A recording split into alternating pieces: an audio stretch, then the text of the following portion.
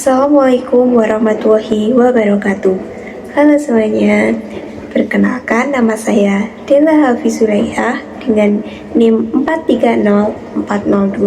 430402400098 dari kelas 1D Program Studi Psikologi Islam. Kali ini saya akan mereview salah satu buku dari pandangan psikologi umum.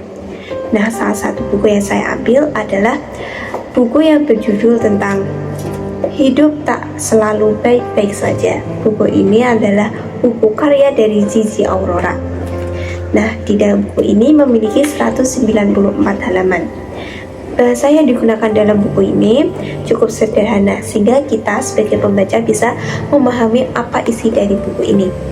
Buku ini ada beberapa bab yang berisi tentang pengalaman dan pandangan hidup yang memberikan perspektif baru tentang bagaimana perilaku kita dalam menjalani kehidupan sehari-hari yang penuh dengan tantangan. Nah, bab-bab yang ada di dalam buku ini akan saya bacakan terlebih dahulu sebelum kita mereview ke dalam-dalam. Jadi, di dalam bab-bab ini terdapat beberapa subjudul lagi. Nah, bab yang pertama yaitu tentang masa lalu yang terkadang mencekam. Yang kedua ada tentang cinta, pengkhianatan, dan penghabisan. Ketiga, tentang persahabatan, pertemanan, dan persaudaraan. Yang keempat, Dear Myself, kamu memang tidak selalu baik-baik saja. Yang kelima ada, saya sudah melakukan yang terbaik untuk menjemput karir. Yang keenam, saya ingin hidup yang dalam kurung tidak baik-baik saja. Kemudian selanjutnya ada Before Did Everything Always Changes. Selanjutnya ada Don't Worry, I'm Fine. Dan bab yang terakhir ada Bahagia adalah tentang diri kita sendiri. Itu tadi beberapa bab yang di dalamnya ada subjudul yang akan kita review lebih dalam lagi tentang apa isi dari cerita yang ada di sini. Nah, yang pertama kita akan mereview di halaman 15, yaitu tepatnya di bab 2 tentang cinta, pengkhianatan, dan penghabisan. Nah, judulnya yaitu Terima Kasih Sudah Bermain di Belakang Saya. Nah, di dalam cerita ini yaitu ada seseorang perempuan itu bernama Sandra. Ia menghubungi temannya karena ia merasa capek dengan keadaannya. Ia ingin bercerita tentang keadaan rumah tangganya yang baru berjalan 3 tahun. Nah, rumah tangganya Sandra ini mengalami keretakan. Nah, keretakan itu terjadi karena perilaku suaminya dan ibu mertuanya. Suaminya melakukan perselingkuhan dan ibu mertua Sandra ini ingin supaya mereka berdua itu segera berpisah. Nah, dari perilaku yang dilakukan oleh suami dan ibu mertua Sandra ini menyebabkan Sandra mengalami sakit hati dan trauma. Sandra tidak ingin memulai hubungan baru karena ia ingin mengeringkan luka yang ia rasakan, karena dia tidak ingin membawa luka kepada hubungan yang baru. Nah, dari pandangan psikologi, perilaku yang dilakukan suami Sandra dan ibu mertuanya ini merupakan perilaku yang negatif karena bisa melukai mental seseorang. Oleh sebab itu, Sandra tidak ingin memulai hubungan baru karena ia tidak ingin membawa luka yang ia rasakan, ia tidak ingin membawa trauma yang ia rasakan kepada hubungan yang baru. Selanjutnya kita akan mereview pada halaman 75, tepatnya pada bab 2 tentang pertemanan, persahabatan, dan persaudaraan, dengan judul Kenapa Justru Orang Yang Paling Dekat. Nah, isi dari ceritanya yaitu terdapat 5 orang yang sudah dipandang oleh lingkungan sekitarnya, mereka itu terkenal baik dan selalu bersama-sama. Jadi mereka adalah 5 teman ini adalah teman satu kelas, yaitu terdiri dari saya itu adalah orang yang menceritakan ini. Ada Ersi, Rizka, Santi, dan Heni. Nah, mereka ini bekerja sama, mereka menjual makanan di kampus, yaitu di kantin kejujuran. Selama 2 tahun mereka memiliki hubungan yang baik-baik saja dan semakin akrab. Mereka sering kumpul bersama, mengerjakan tugas bersama, bahkan jika ada tugas kelompok mereka selalu satu kelompok bersama-sama. Kemudian pada suatu kesempatan salah satu dari mereka, yaitu Esi, bermasalah karena soal uang jualan yang mereka lakukan. Elsie mulai terlihat sendiri dan tidak lagi mau bergabung dengan 3 orang temannya yang lain. Ia benar-benar menjauh dan tidak ingin lagi berurusan lagi dengan mereka. Dari pandangan psikologi, dari cerita yang saya dapat ini tadi, bahwa lingkungan sekitar kita sangat berpengaruh pada kesehatan kita, kesehatan mental kita, pikiran kita.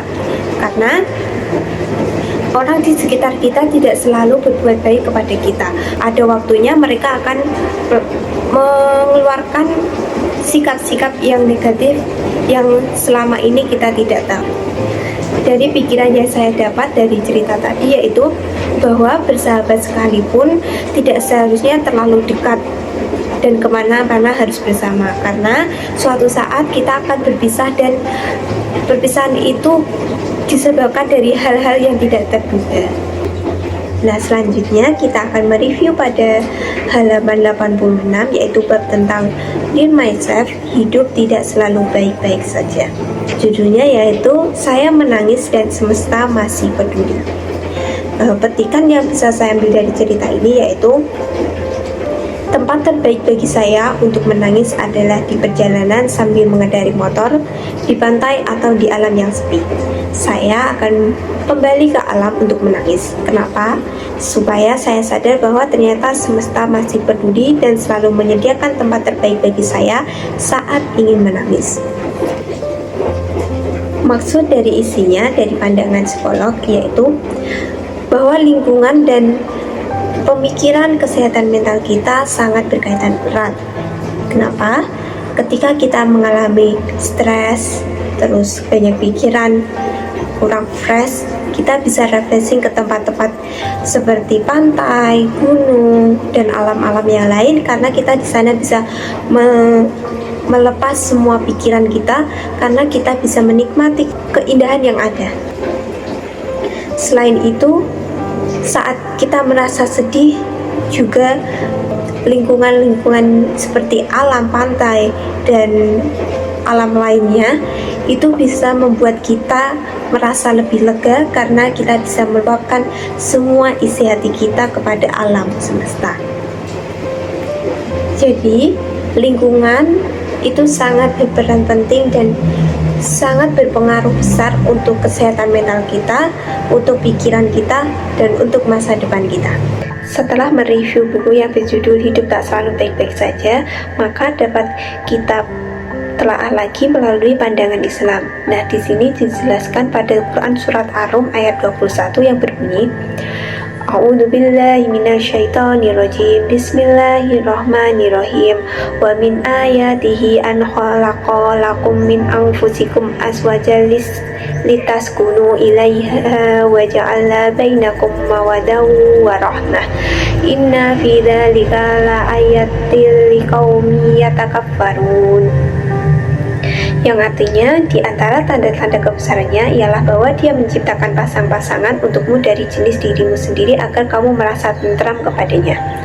Dia menjadikan di antaramu rasa cinta dan kasih sayang. Sungguhnya pada yang demikian itu benar-benar terdapat tanda-tanda kebesaran Allah bagi kaum yang berpikir. Maksud dari ayat tersebut adalah Allah menciptakan manusia secara pasang-pasangan agar mereka bisa menciptakan rasa cinta dan kasih sayang, bukan malah memberi perilaku yang kurang baik dan menciptakan rasa trauma kepada seseorang. Kemudian ada juga pandangan Islam, yaitu menurut Quran surat Al-A'raf ayat 56 hingga ayat 58, yaitu bunyinya, Bismillahirrahmanirrahim. Wala tufsidu fil ardi ba'da islahiha wad'uhu khawfan wa tama'a. Inna rahmatallahi qaribun minal muhsinin. Wa huwa alladhi yursilur riyaha bushiran baina yaday rahmatih hatta idza aqallat sahaban thiqalan suknahu li baladin mayitin fa anzalna bihil ma'a fa kharajna bihi min kulli samarat kadzalika nukhrijul mauta la'allakum tadhakkarun. Wal baladul thayyibu yakhruju nabatuhu bi'idni rabbih walladhi khabutha la takhruju illa nakida kadzalika nusarriful ayati liqaumin yaskurun, yang artinya, janganlah kamu berbuat kerusakan di bumi setelah diatur dengan baik. Berdoalah kepadanya dengan rasa takut dan penuh harap. Sungguhnya rahmat Allah sangat dekat dengan orang-orang yang berbuat baik.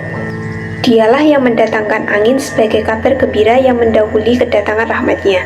Sehingga apabila angin itu telah memikul awan yang berat, kami halau ia ke suatu negeri yang mati tandus. Lalu kami turunkan hujan di daerah itu. Kemudian kami tumbuhkan dengan hujan itu berbagai macam buah-buahan. Seperti itulah kami membangkitkan orang-orang mati agar kamu selalu ingat. Tanah yang baik, tanaman-tanamannya tumbuh subur seizin Tuhannya. Adapun tanah yang tidak subur, tanaman-tanamannya hanya tumbuh merana. Demikianlah kami jelaskan berulang kali-kali tanda-tanda kebesaran kami bagi orang-orang yang bersyukur. Maksud dari ayat tersebut adalah bumi sebagai tempat tinggal dan tempat hidup manusia dan makhluk Allah lainnya sudah dijadikan Allah dengan penuh rahmatnya. Gunung-gunung, lembah, sungai, pantai, daratan, dan lain-lain. Semua itu diciptakan Allah untuk diolah dan dimanfaatkan manusia dengan sebaik-baiknya, bukan malah dirusak atau dibinasakan. Hubungan antara ayat Al-Quran ini dengan buku yang sudah kita review, yaitu bahwa Allah menciptakan alam semesta ini untuk kita manfaatkan dengan sebaik-baiknya. Seperti halnya ketika kita sedang merasa sedih atau ingin meluapkan emosi, merasa trauma dengan sesuatu dan ingin memperbaiki semua itu, kita bisa memanfaatkan alam semesta yang sudah diciptakan oleh Allah Subhanahu wa taala dengan sebaik-baiknya. Seperti kita pergi ke pantai, ke gunung, ke suatu tempat yang benar-benar itu adalah ciptaan Allah. Kesimpulan yang bisa saya ambil dari buku yang saya review yaitu bahwa kita harus selalu sadar bahwa hidup tak selalu baik-baik saja. Di dalam kehidupan kita selalu merasa kecewa, sedih, marah, dan trauma. Tapi percayalah bahwa hal itu tidak akan terulang lagi. Kita pasti bisa menerima dan menjalani hidup dengan lebih baik. Kita juga harus berhenti menyalahkan orang lain dan menyalahkan diri sendiri. Kita harus belajar bertanggung jawab, belajar menyembuhkan luka sendiri, dan belajar menghadapi resiko dan konsekuensi. Kita juga selalu ingat bahwa kita tidak akan pernah belajar sabar dan berani jika di dunia hanya ada kebahagiaan saja. Mungkin hanya itu video review dari saya. Sekian, wassalamualaikum warahmatullahi wabarakatuh.